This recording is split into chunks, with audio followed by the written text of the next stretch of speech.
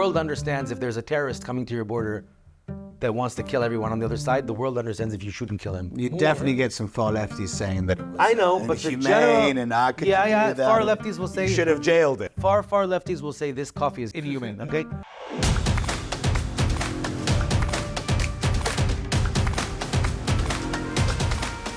This is a Visegrad 24 series about the Israel-Hamas war. My name is Stefan Tompson and I'm here with a Visegrad 24 interview. I'm on the ground in Israel, in Tel Aviv, meeting with Israelis, meeting with the Jewish diaspora, speaking to experts, politicians, journalists, influencers, and today speaking to the former Minister of Tourism of Israel, the former Consul General in New York, the former Deputy Mayor of Tel Aviv, and an all-round sort of political firebrand, and probably, hopefully, the next mayor of Tel Aviv, Asaf Zamir.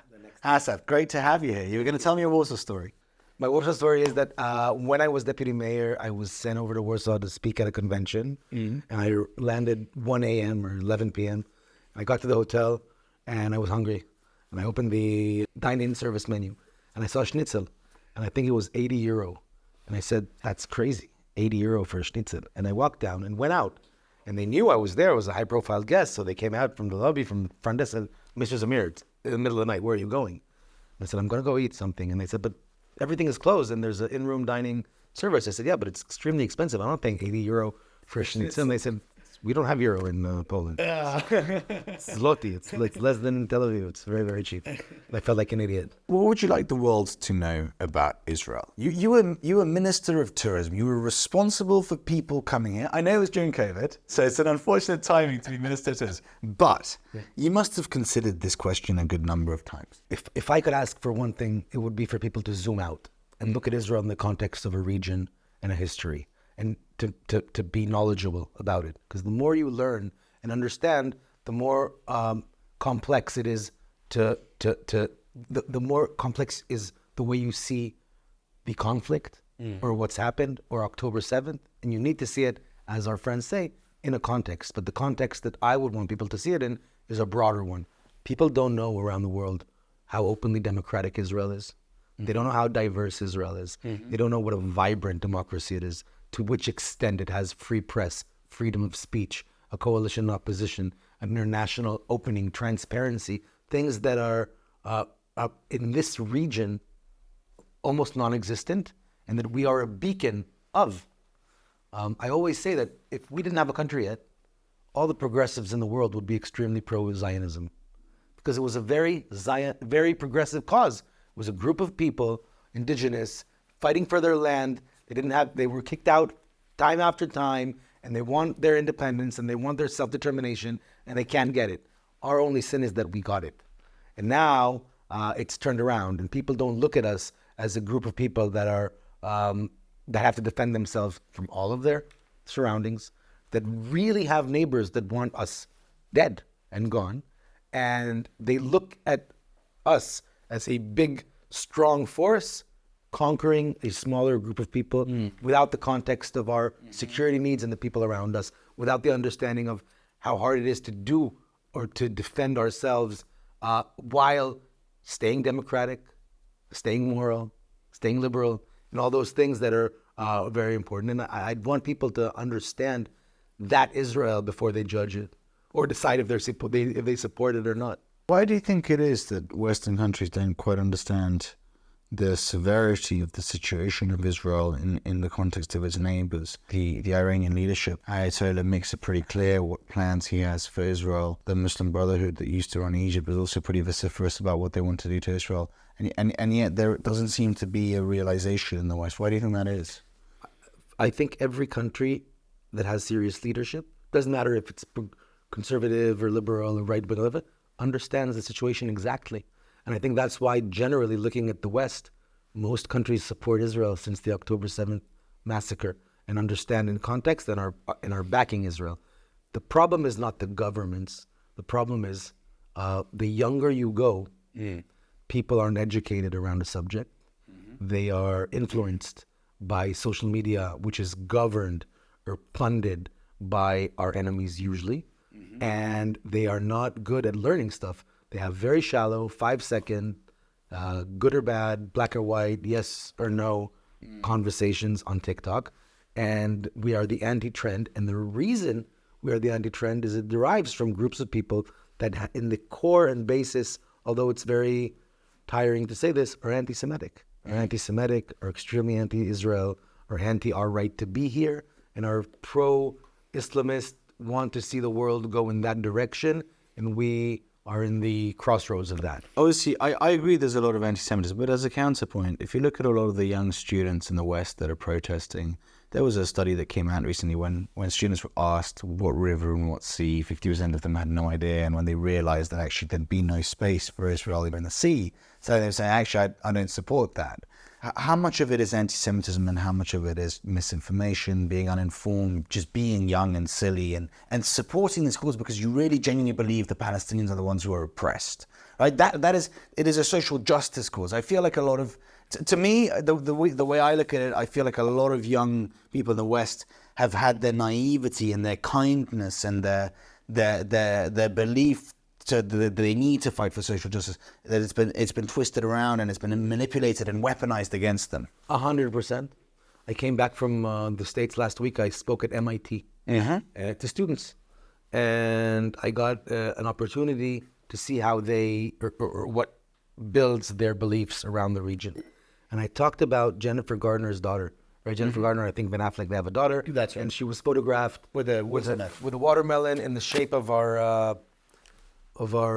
country. And I said, I'm sure if she knew what that meant, she wouldn't wear it. I think she thinks it's a pro-peace sweatshirt. I think she thinks it's anti-aggression, anti-oppression. I'm for the weak guys. That's it. If she understood this means there's a group of people that would find themselves homeless and persecuted all around the world because of that sweatshirt, she'd say that's not what I meant. And I agree with you, but there are people driving the conversation to that place. So what's driving them? Sure. Yes, anti-Semitism. Yes, extreme Islamism. That's what's driving them. And they have been very structured and very successful in turning that into, you're right, trend that is bundled in to social justice things. And if you are 18 years old and you go to a college campus and you're a student and you don't have a very, very built backbone in education about Israel and Zionism and history of Jews, and you're told you have to choose if you want to be pro-LGBTQ plus and climate change and social justice and Black Lives Matter, that means you need to be anti-Israel, even not pro-Palestinian, anti-Israel. And they don't have a strong enough backbone about it. They'll say, if I have to choose, and that's where it's at, they choose that. And they leave their Jewish identity and sometimes their connection to Israel at the door because it's very hard in a place like the United States, which dictates convo all over the world, to go anti the trend. Yeah. Do you think that Israel is part of the West? Most definitely. Why would you say that? Because it aspires to model itself after the Western democracies in the world. If it looks at regimes, the way they're built socially, and what it spends its energy, debates, time, and money to be, it is Western, liberal, open democracies.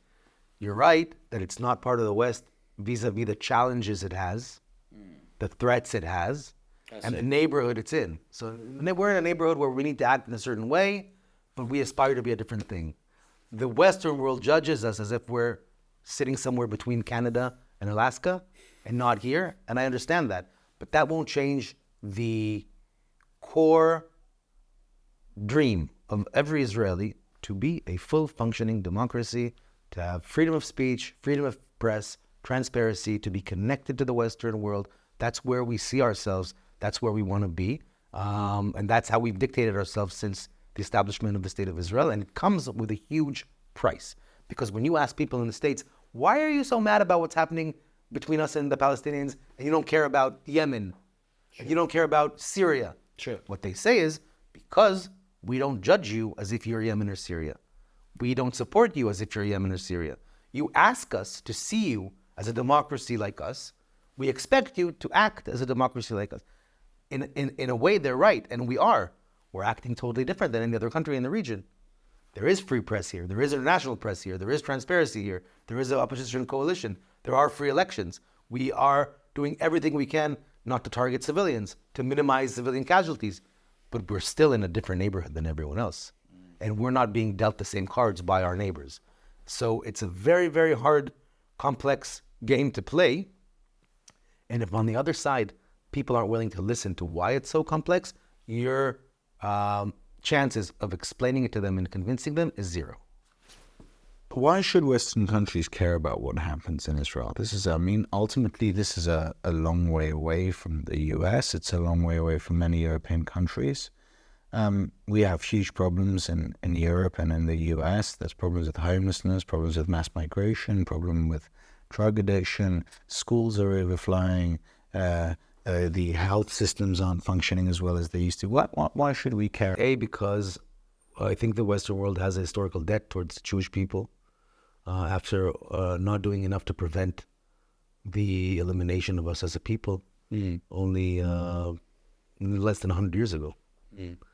And there are enough people that remember that if we don't have a state, no one else will probably protect us the way we will.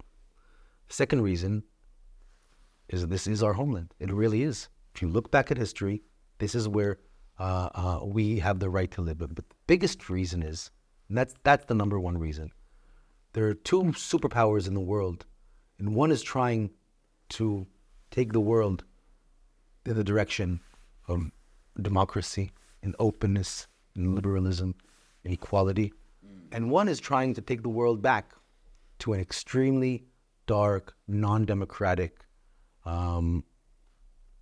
environment. And we are at the forefront of that war. And I think a lot of people understand that if we fall, we're just the first brick. I think if people thought that it's just a local issue, no matter what happens here, it won't affect the rest of the world, they'd care less. But enough people understand that this is not even though it's the other side of the world, it is the gateway to conflicts coming in to their own countries, because the fundamentals of why this is happening are no different than some of the biggest conflicts in Europe right now, inside the countries, in the United States right now. It has to do with sovereignty. It has to do with indigenous rights. It has to do with migration. It has to do with the ability of a democracy to defend itself, which is becoming harder and harder all over the world. And luckily enough, up until now, enough people understand that in order to get behind Israel. What are some of the key lessons that Western countries can learn from Israel? What are some of the things, the greatest achievements of Israel, of the Israeli state? I don't like that question. Okay, why not? Because Israel is a unique story. Okay. And its lessons aren't relevant. Okay. They aren't relevant. I see. And our biggest problem is that when other countries look at us, they judge us as if we were them. I disagree with you. I think let me answer my own question to you. Finally, it's interesting. For a minute, I almost fell asleep. The things that I see here that I would like Western countries to apply, especially countries that I'm close to, so particularly the UK, strong borders, an understanding that you cannot have a secure and safe country without strong borders, the compulsory draft. I think the 2-3 years that your young people do in the IDF, depending on whether they're girls or boys, leads to a very responsible nation, because there's a series of responsibilities that are ingrained in young people throughout that time in the army. A very beautiful attachment to culture and a respect of religion, even amongst secular Jews. I think I've seen a lot of secular Jews observe Shabbat, and I've been to Shabbat dinners with secular Jews who are not religious in any way, but they have a profound understanding that this country, without that attachment to religion and to the Jewish faith, will not be the same. And fourth and finally is your incredible demographic story. You're the only Western country to have birth rates that are beyond replacing rate. That's 4 lessons, 4 successes I see, and I have to ask, how did you do that? How did you achieve this? Sometimes you achieve something that you didn't ask for to begin with, and the unity and maturity that comes out of a forced draft is not a good thing. Isn't it? It's not. The outcome happens to be good. Yeah. The outcome happens to be good. But I don't know of any country in the world that would say, you know what? Look how great these kids coming out of the army is. Let's draft everyone into the army. It's much better to have kids grow up without needing to go to the army. Trust me. Than this shared ethos where everyone has someone he knows who died. No, it's not. It's the world. No, I don't think it's the world we're in if you're French. I think there are different challenges. That's what I'm saying. I don't think that these are the challenges you have if you're Canadian. They're not. You don't have to protect your borders. But they could People be. But they could But they could be. But even when they will be, the way they will happen will be very different than here. And the needs, the things you'll have to do to deal with them will be different than here. Because, as I said before, it's a different environment totally.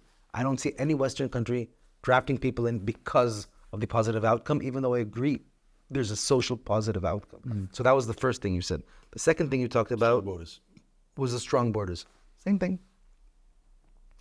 We have a different, our border issue is different. You come from Europe, you have no borders. What do you want people to learn from that? Close down their borders back? Close them back? I would like the borders of the European Union to be strong. Just the union itself. Which border does it have? Just with Russia? It has a border with Russia. It has a border with it has a Mediterranean border, and it has a border with the Balkans. It is. It's technically a border. Okay.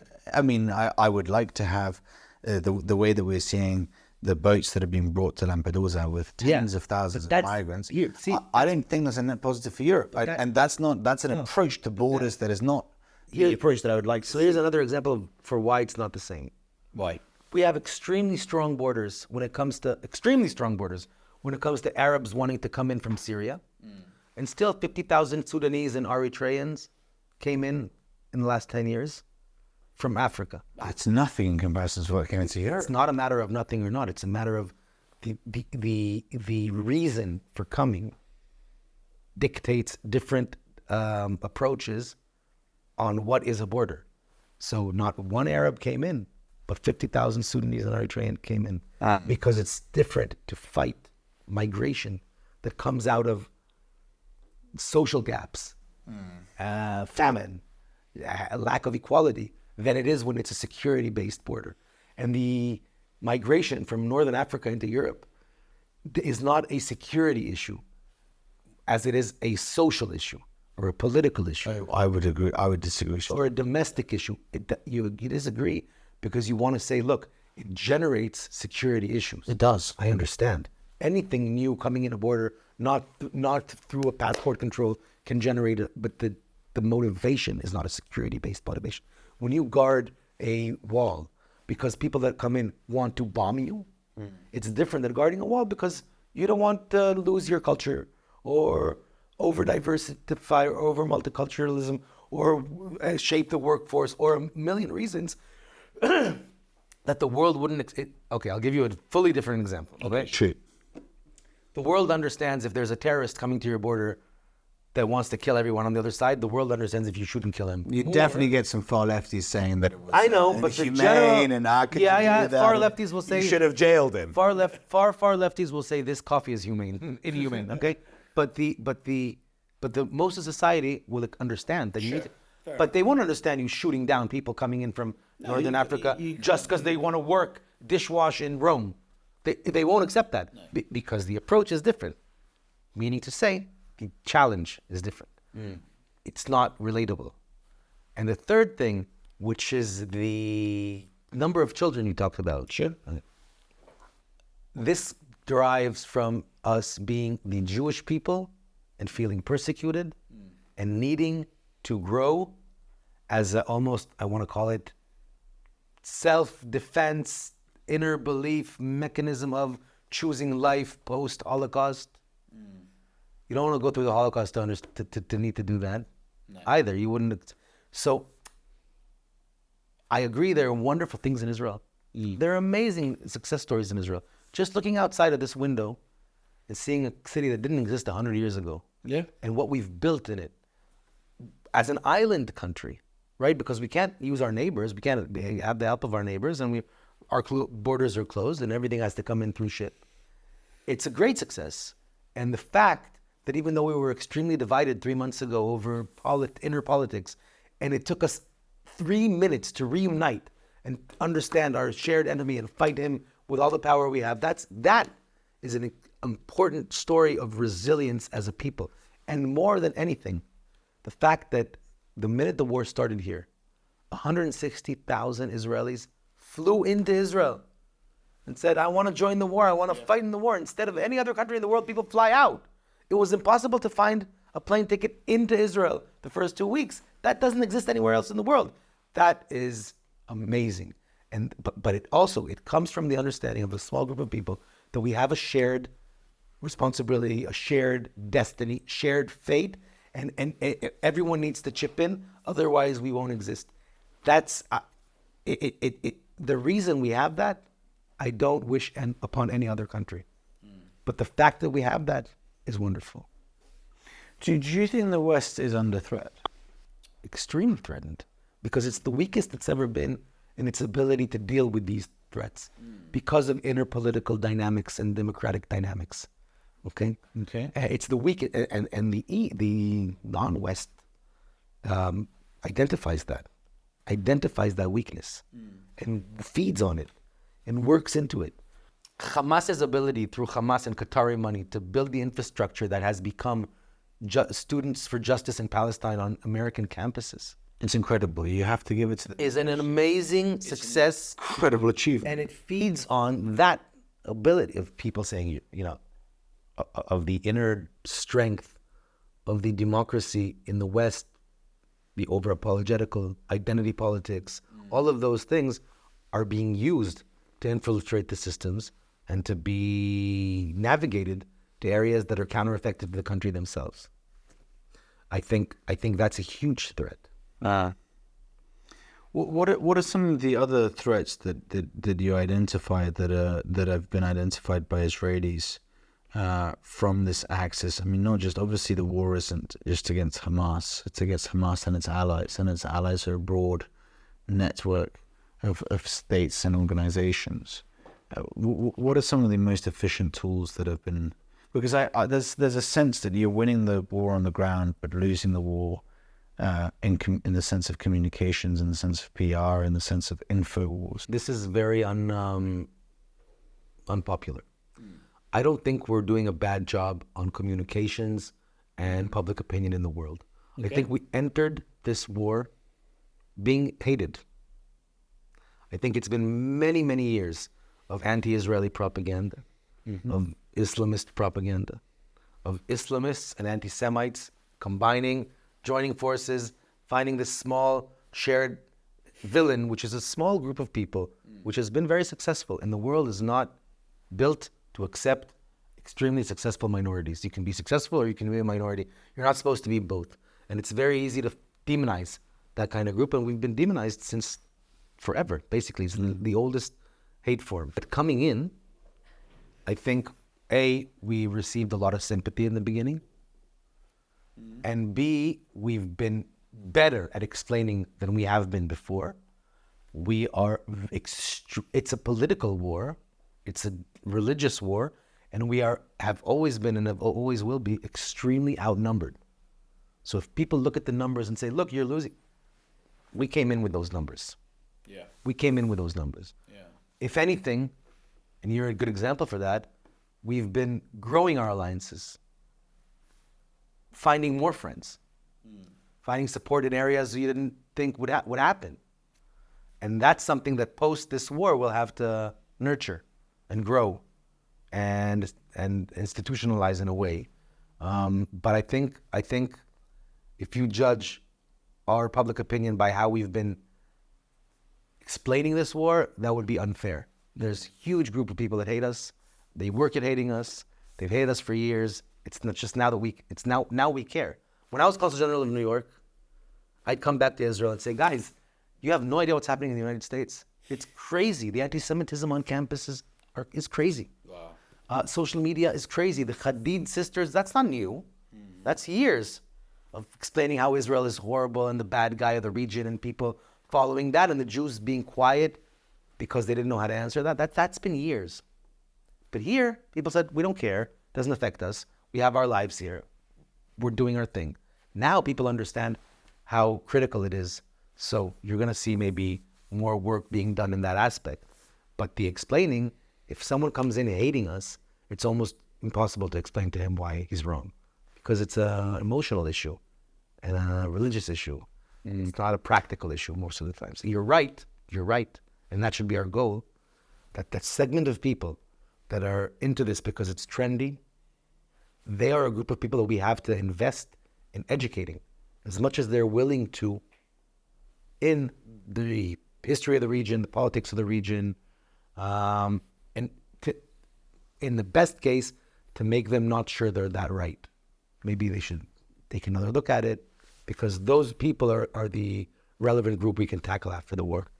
Do you have any closing remarks as former Minister of Tourism? You love that, don't you? I love that. My remark I think it's funny because obviously you were Minister of Tourism during COVID, and COVID was such a time of just being stuck in one's office in one's home. But not for everyone. There were places you could travel. Minister of Tourism generally is a wonderful position. It's a wonderful posting, and it was a dream come true to be appointed to it when I was, I think, 38, 9. Yeah. It was wonderful. You get to go places and talk about branding and talk about Israel. And Minister of Tourism in COVID is, I got the country with 5 million tourists a year and left it with the 0 tourists a year. Yeah. But it was a very hard job because it was assisting a industry that was hurting very much, and it was very, very hard. And that in that aspect, it was no joke. I do want to conclude by saying that I looked in the mirror this morning. I'd never met you before. And I said, what should I wear? What should I wear? What do you wear to this? And this is what I wore. Yeah. And it couldn't be closer, right? We almost matched styles. Think how stupid I'd look if I'd come in my suit and sit here with you looking like Crocodile Dundee. Asaf Zamir, thank you very much.